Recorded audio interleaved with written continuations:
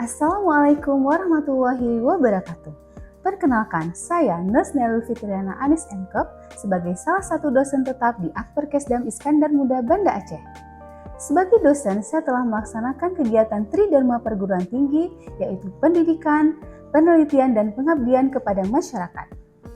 Video ini dibuat untuk memenuhi salah satu persyaratan dari sertifikasi dosen tahun 2026, yaitu pernyataan diri dosen dalam unjuk kerja Tridharma Perguruan Tinggi atau PDDUKTPT, khususnya di aspek pengajaran. Pada kesempatan kali ini, saya akan membahas terkait salah satu mata kuliah yang saya ampuh, yaitu Manajemen Keperawatan. Pada pembelajaran ini, saya akan menggunakan metode DIA, yaitu Delivery Interaction Assessment, yaitu berfokus pada Student Centered Learning, Blended Learning, dan diskusi kelompok. Mata kuliah Manajemen Keperawatan ini terdiri dari 2 SKS yang dilakukan selama 1 semester, di mana 1 SKS adalah materi dan 1 SKS adalah laboratorium. Bahasa pengantar yang digunakan dalam mata kuliah ini adalah bahasa Indonesia. Mata kuliah Manajemen Keperawatan ini dilakukan pada mahasiswa D3 Keperawatan pada semester 3, yaitu pada tingkat 2 Akademi Keperawatan Kesdam Iskandar Muda Banda Aceh. Pada mata kuliah Manajemen Keperawatan ini akan membahas tentang konsep dan proses manajemen keperawatan, konsep model praktik keperawatan profesional, konsep supervisi, timbang terima dan pendelegasian, konsep manajemen konflik, konsep kolaborasi dan negosiasi, serta konsep penjaminan mutu. Pada mata kuliah Manajemen Keperawatan ini akan membahas tentang yang pertama, konsep dasar manajemen keperawatan dan manajemen asuhan keperawatan, kepemimpinan dalam manajemen keperawatan, perencanaan dalam manajemen keperawatan, pengorganisasian dalam manajemen keperawatan, ketenagaan dalam manajemen keperawatan, mempraktikkan kegiatan dalam manajemen keperawatan seperti SBAR, handover atau timbang terima, pre-conference, post-conference, ronde keperawatan, dan bedside teaching. Melakukan kegiatan directing atau pengarahan dalam manajemen keperawatan, fungsi controlling, konsep tentang manajemen konflik, kolaborasi dan negosiasi, konsep penjaminan mutu dalam manajemen keperawatan, dan evidence-based nursing atau EBN. Capaian pembelajaran lulusan pada mata kuliah Manajemen Keperawatan yang dibebankan pada mahasiswa program D3 Keperawatan Akper Kesdam Iskandar Muda Banda Aceh, yaitu mahasiswa mampu melakukan komunikasi terapeutik dan menguasai keterampilan dasar keperawatan untuk melakukan asuhan keperawatan kepada klien melalui kerja tim. Mahasiswa mampu berperan aktif dalam manajemen keperawatan dan bertanggung jawab atas pekerjaannya dalam pelayanan kesehatan dengan menggunakan prinsip-prinsip kepemimpinan dan manajemen keperawatan. Untuk capaian pembelajaran mata kuliah atau CPMK, diharapkan mahasiswa mampu memahami tentang konsep manajemen keperawatan, konsep perencanaan, pengorganisasian, pengaturan staf, menguraikan rencana kerja, melakukan supervisi, handover atau timbang terima, pendelegasian tentang manajemen konflik, kolaborasi negosiasi, MPKP atau manajemen praktik keperawatan profesional, penjaminan mutu asuhan keperawatan, dan praktik keperawatan berbasis bukti atau EBP dan EBM.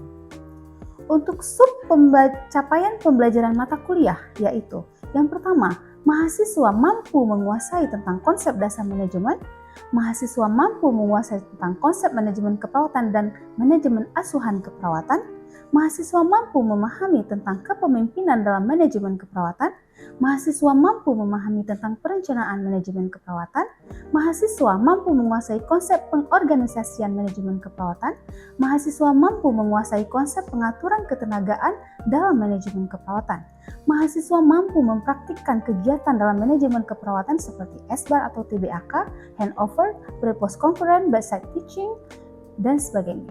Mahasiswa mampu menguasai tentang konsep controlling dalam manajemen keperawatan. Mahasiswa mampu memahami tentang konsep manajemen konflik, memahami tentang kolaborasi dan negosiasi, memahami tentang penjaminan mutu asuhan keperawatan, serta evidence-based nursing atau EBN. Referensi yang digunakan dalam mata kuliah ini beragam, tetapi referensi utama mengacu pada buku ajar manajemen keperawatan yang telah dirancang dan disusun sesuai dengan RPS selama 1 semester, serta referensi atau sumber pustaka pendukung lainnya yang disusun untuk mata kuliah ini. Sistem pembelajaran mata kuliah ini menggunakan sinkronus dan asinkronus dengan menggunakan metode pembelajaran yang aktif yang mengutamakan peran dan keaktifan mahasiswa dalam proses pembelajaran. Sedangkan untuk asinkronus dilakukan menggunakan grup WhatsApp, Google Class untuk memfasilitasi mahasiswa dalam berdiskusi perihal mata kuliah dan penugasan secara mandiri maupun kelompok. Pembelajaran mata kuliah manajemen keperawatan ini dilaksanakan selama 16 pekan dengan 7 pekan pemaparan materi. UTS dilaksanakan pada minggu ke-8, minggu ke-9 sampai minggu ke-15 pemaparan materi kembali. Selanjutnya UAS dilakukan pada minggu ke-16. Evaluasi pembelajaran dari mata kuliah manajemen keperawatan ini didapatkan dari 4 komponen, yaitu kuis interaktif, penugasan sebanyak 7 kali bagi individu maupun kelompok dengan rubrik penilaian yang disesuaikan dengan masing-masing tugas, UTS dengan memberikan soal esai, serta UAS dengan proyek yang digunakan untuk mengukur kemampuan mahasiswa setelah mendapatkan materi di mata kuliah manajemen keperawatan. Pembobotan penilaian yang dilakukan yaitu kuis dengan bobot 15%, Project Based Learning atau tugas seminar kelompok dengan bobot 25%, aktivitas partisipatif atau praktikum berbasis kasus dengan bobot 25%, ujian tengah semester 15% dan ujian akhir semester 20%, di mana total seluruh penilaian adalah 100%. Demikian informasi yang dapat saya sampaikan terkait mata kuliah manajemen keperawatan untuk mahasiswa D3 Keperawatan Akperkesdam Iskandar Muda Banda Aceh. Berikut merupakan cuplikan dari proses pembelajaran yang saya laksanakan secara sinkronus tatap muka di ruang kelas. Selamat menyaksikan. Bismillahirrahmanirrahim. Assalamualaikum warahmatullahi wabarakatuh. Waalaikumsalam warahmatullahi wabarakatuh. Selamat pagi. Pagi ya tiba, luar biasa. Luar biasa. Oke, sebelum kita memulai perkuliahan kita pagi ini, silahkan berdoa dulu semuanya. Oke, berdoa selesai.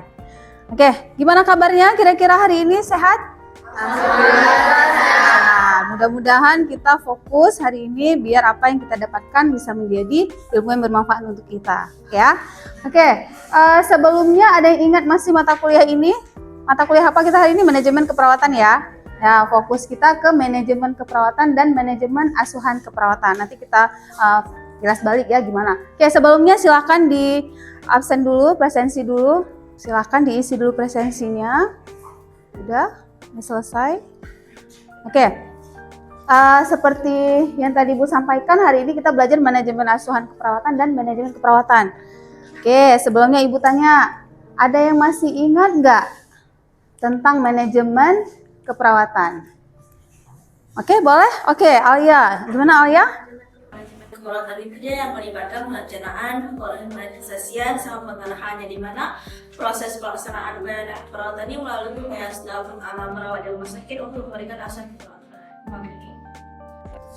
Oke, bagus sekali Alia. Tadi udah dijawab tentang manajemen keperawatan. Selanjutnya, Ibu mau tanya nih tentang manajemen asuhan keperawatan. Karena materi ini Ibu kan udah sampaikan untuk dipelajari kan sebelumnya, sebelum kita masuk. Oke, ada yang masih ingat nggak? Atau udah baca nggak semalam tentang manajemen asuhan keperawatan? Oke, boleh ditunjuk tangan. Oke, silakan Imelda. Manajemen asuhan keperawatan ialah proses asuhan keperawatan yang di dalamnya meliputi pengkajian, diagnosa, intervensi, implementasi, evaluasi, dan dokumentasi. Oke, bagus ya. Oke, berarti ada belajar nih tadi malam. Mantap. Oke, manajemen asuhan keperawatan berarti perawat di dalam ruangan memberikan asuhan keperawatan dimulai dari pengkajian, diagnosa keperawatan, intervensi, implementasi, dan evaluasi. Yang memberikannya siapa? Pasti dimulai dari kepala ruangan, ketua tim, sama perawat pelaksana. Oke, ada yang masih ingat nggak apa aja tugas dari kepala ruangan? Ada yang bisa? Oke, Juni boleh, silakan. Tugas dari baru di ruangan itu ada menyusun rencana kerja, mengatur jadwal dinas perawat, membagi tugas kepada perawat, dan mengawasi mengevaluasi pelaksanaan. Oke, berarti kepala ruangan itu dia di ruangan mengorganisir, jadi ketuanya ya. Dia mengatur jadwal jadwal dinas dari tiap perawat yang ada di ruangan itu. Dia menghitung berapa jumlah kebutuhan logistik, alat habis pakai dan alat siap pakai. Kemudian kepala ruangan juga mengatur rapat rutin. Kemudian kepala ruangan juga melakukan apa lagi? Evaluasi dan monitoring. Oke, setelah kepala ruangan ada siapa lagi? Ada ketua tim. Oke, boleh? Siapa mau sebutkan tugas ketua tim? Dea, boleh, silakan. Tugas dari ketua tim ialah mengelola, mengawasi, dan memberi asuhan keperawatan bagi kelompok pasien, mulai dari pasien masuk hingga pasien pulang. Oke, berarti Katim itu dia mengelola pasien. Artinya dia membawahi juga perawat pelaksana kan? Oke, ada yang ingat nggak tugas perawat pelaksana? Apa? Oke, Lia, boleh. Apa aja, Lia? Tugas perawat pelaksana itu pelayanan medis yang bertanggung jawab dan memberikan asuhan keperawatan langsung kepada pasien dan membantu kondisi pasien. Oke, berarti yang bersentuhan langsung dengan pasien itu sebenarnya semuanya dari kepala ruangan, ketua tim, sama perawat pelaksana. Tapi yang intens dalam shifting itu kan siapa? Perawat pelaksana, ya. Oke, jadi manajemen keperawatan itu adalah bentuk koordinasi, ya, sumber-sumber keperawatan itu siapa aja di situ? Ada tenaga perawat, ya, dengan menerapkan proses manajemen sehingga menghasilkan asuhan keperawatan yang berkualitas. Yang berkualitas itu seperti apa? Bermutu, artinya hari rawatan pasien menjadi lebih sedikit, pasien itu puas, perawat itu puas, ya kan? Tidak ada terjadi infeksi nosokomial. Nah, itu dengan dilakukannya manajemen keperawatan yang baik, maka proses keperawatan itu juga akan baik. Nah, yang diharapkan dari si perawat dan dari pasien itu apa?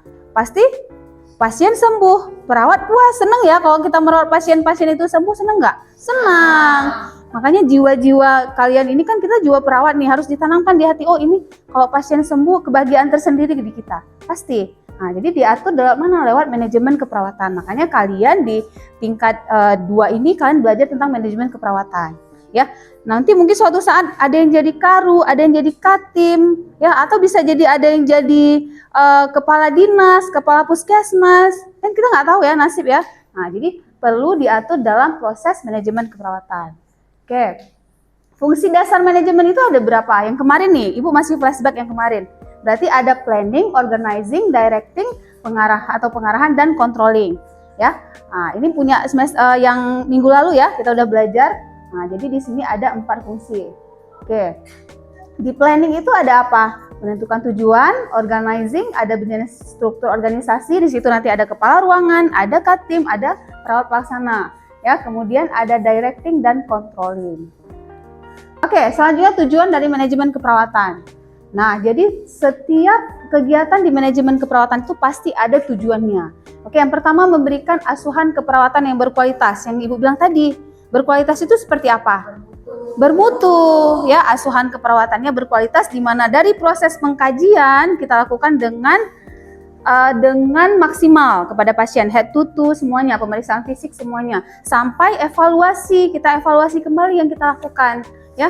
Kemudian selanjutnya meningkatkan kinerja perawat. Jadi dengan dilakukan manajemen, si perawat itu jadi tahu dia, oh saya harus melakukan ini, tugas saya sebagai katim ini, tugas saya kepala ruangan ini. Nah, jadi selanjutnya si katim itu tugasnya kan mengontrol nih. Nanti kalian jadi katim di suatu saat, insya Allah di rumah sakit atau di puskesmas, kalian harus mengontrol nih perawat pelaksana yang ada di ruangan. Nah, selain mengontrol, kita juga harus turun ke pasien nggak? Kita juga harus menyentuh pasien di sini, ya. Nah, jadi kinerja itu akan meningkat saat terjadi tugas dan uraian tugas itu dilakukan oleh setiap perawat itu dengan maksimal, baik itu ke katim atau perawat pelaksana, ya. Oke, meningkatkan kinerja perawat. Saat perawat bekerja, kalau dia melakukan sesuatu yang benar sesuai aturan, prosedur, dia artinya melakukan sesuai dengan SOP. Ya kan? Sesuai dengan SOP. Artinya bisa jadi nanti proses keperawatan itu akan maksimal dan perawat pasien itu akan sembuh. Insya Allah, ya kan? Karena dia sesuai melakukannya prosesnya. Ada yang didapatkan oleh perawat namanya kompensasi. Kompensasi itu apa? Salary. Ada yang pernah dengar salary? Upah. Upah itu kan kita bekerja pasti ya, ada yang kita dapatkan, salary artinya. Nah, saat dia melakukan secara maksimal, otomatis hari rawatan pasien itu akan lebih sedikit dan biaya rumah sakit untuk pengobatan itu kan jadi lebih sedikit. Dan salary itu walaupun ada alokasi khusus untuk perawat kan, yang untuk dana untuk gaji perawat itu udah pasti. Tapi saat dana itu ada ini pasti itu akan diberikan reward kepada perawat. Nah, itu kinerja perawat itu akan meningkat dengan manajemen yang bagus. Oke, selanjutnya kepuasan pasien. Mengapa dengan manajemen keperawatan itu pasien dapat puas? Pasien itu puas. Ada yang bisa jelasin ke Ibu kenapa? Oke, silakan Hadrina. Pertama, rawatnya lebih sedikit, harinya tidak terpanjang. Yang kedua yaitu biayanya sedikit. Dan yang ketiga administrasinya tidak berlebihan. Oke. Baik, jadi itu yang dirasakan oleh si pasien. Jadi hari rawatan menjadi lebih sedikit, pasien jadi lebih cepat sembuh, administrasi tidak berbelit-belit, ya kan? Selanjutnya biaya yang dikeluarkan rumah sakit untuk berobat itu jadi lebih sedikit. Jadi kalau pasien itu biaya berobatnya sendiri, otomatis kalau hari rawatan sedikit kan biayanya lebih sedikit kan. Jadi dia tidak menghabiskan biaya untuk biaya rawatan. Dia bisa mengalokasikannya ke beli makanan yang sehat ya dan lain sebagainya. Oke, selanjutnya kepuasan kerja perawat. Kepuasan kerja perawat ini gimana? Oke, selanjutnya ruang lingkup manajemen keperawatan. Tadi kita udah bahas, ada ruang lingkup manajemen unit sama manajemen asuhan. Jadi kalau unit di pelayanan atau operasional itu balik ke proses manajemennya. Ada berapa tadi?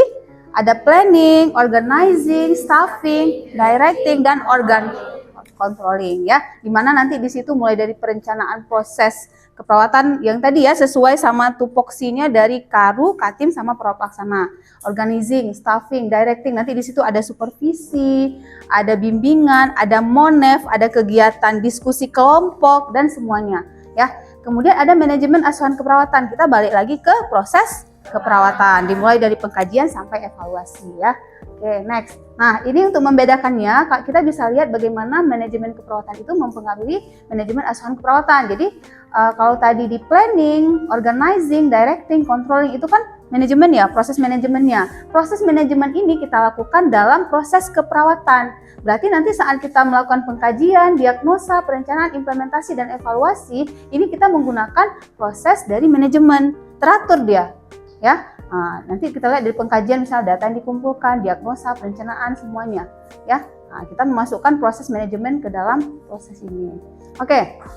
Manajemen asuhan keperawatan memberikan asuhan keperawatan yang sistematis dan terorganisir. Sistematis ya, kita nggak bisa mulai dari diagnosa langsung. Oh, dapat pasien langsung diagnosanya defisit cairan misalnya. Enggak, pasti kita mulai dari pengkajian, udah dapat nih data subjektif, data objektif, kita bikin analisa datanya, keluarlah diagnosa keperawatan. Setelah diagnosa keperawatan, kita buat perencanaan kan, perencanaan sesuai masalah, kemudian kita lakukan implementasi, selanjutnya evaluasi ya. Jadi setelah kita melakukan semua proses ini dengan sistematis ya dan terorganisir, maka asuhannya menjadi efektif dan efisien. Efektif efisien ini apa maksudnya? Yang tadi balik lagi, hari rawatan menjadi lebih sedikit, pasien menjadi puas, perawat dan puas ya. Nah, itu semuanya dipengaruhi oleh manajemen, SDM dan proses keperawatan. SDM di sini apa? Perawat. Di sini semuanya, perawatnya, tenaga kesehatan semuanya di sini ya. Oke, ini kelas balik ya, ini kalian udah pernah dapat di tingkat 1 nih kayaknya. Ya, ada pengkajian, diagnosa, intervensi, evaluasi, dan implementasi. Kalau di pengkajian kan langkah awal ya. Nah, ini udah, Ibu rasa ini udah di luar kepala semua nih, udah paham ya. Oke, ini tahap pengkajian juga sama. Kemudian tahap diagnosa ada berapa macam? Ada 3 ya, aktual, resiko, dan wellness ya. Oke, nanti di diagnosa kita kelompokkan dulu, baru kita bisa tentukan dia apakah aktual yang terjadi saat ini, resiko yang kemungkinan terjadi, atau diagnosa sejahtera atau sehat ya. Oke. Nah, di tahap perencanaan juga sama ya. Di tahap perencanaan ini nanti dilakukan sebagai alat komunikasi seluruh staf, pedoman supervisi, pedoman asuhan, dan sebagai dasar asuhan keperawatan. Oke, di tahap perencanaan ini kan kita punya tabel ya. Tabel apa namanya? Renpra, ingat nggak? Oke, di tabel Renpra itu ada diagnosa, ada tujuan umum ya, tujuan umum khusus, sama di ujungnya apa? Tindakannya kan, intervensinya apa. Nah, itu nanti teman kalian di shift selanjutnya kan akan buka Renpra itu, akan lihat oh apa yang sudah dilakukan, apa yang belum dilakukan. Makanya nanti di evaluasi itu ada apa? SOAP, SOAP. SOAP itu apa aja? Subjektif, objektif, assessment, dan planningnya apa. Nah, jadi tahap mencatat itu, terorganisir catatan itu masuk ke dalam manajemen. Ya, sebelumnya ada yang ingin ditanyakan nggak sebelum Ibu kasih tugas ini? Udah paham semua? Paham ya? Oke, insya Allah nanti bisa diimplementasikan di rumah sakit ya. Oke, selanjutnya silahkan dicek link tugas ini, masuk dulu ke link Google Class. Oke, Google Class ini deadline-nya hari minggu depan ya, minggu depan tanggal 7 Juli pukul 00 bisa masuk dulu, kemudian cari 3 jurnal ya yang berhubungan tentang manajemen dan asuhan, manajemen keperawatan dan manajemen asuhan keperawatan. Ya, ada yang ditanyakan tentang tugas kira-kira 5 tahun terakhir, berarti tahun berapa? 2020. Kenapa kita perlu jurnal yang terbaru? Update, karena ilmu itu terus berkembang. Jadi kalau kita pakai referensi lama, ya berarti kita ketinggalan informasi. Apalagi zaman AI sekarang kan, informasi itu banyak, tinggal kita memilih, memilah, oh ini valid, ini kurang valid. Nah, bagaimana kita meramu? Oke, Ibu rasa cukup ya? Oke. Demikian aja, mudah-mudahan ini nanti bisa diulang-ulang lagi, ya dipelajari lagi dan menjadi ilmu yang bermanfaat. Oke, jika tidak ada pertanyaan, Ibu tutup. Wassalamualaikum warahmatullahi wabarakatuh. Demikian diskusi singkat tentang pembelajaran mata kuliah manajemen keperawatan yang saya ampuh. Semoga dapat memberikan gambaran terkait kinerja pengajaran yang saya lakukan di mata kuliah manajemen keperawatan pada Akademi Kesdam Iskandar Muda Banda Aceh. Saya mengucapkan terima kasih kepada seluruh pihak yang terlibat dalam kegiatan ini, yaitu Kemendikti-Saintek melalui Direktorat Jenderal Pendidikan Tinggi, LL Dikti 13, dan seluruh tim sertifikasi dosen. Tidak lupa saya ucapkan terima kasih kepada Akademi Keperawatan Kesdam Iskandar Muda Banda Aceh, seluruh jajaran pimpinan, rekan sejawat, dosen, dan rekan-rekan mahasiswa. Demikian yang dapat saya sampaikan. Mohon maaf jika terdapat kekurangan dan kesalahan, dan saya ucapkan terima kasih. Wassalamualaikum warahmatullahi wabarakatuh.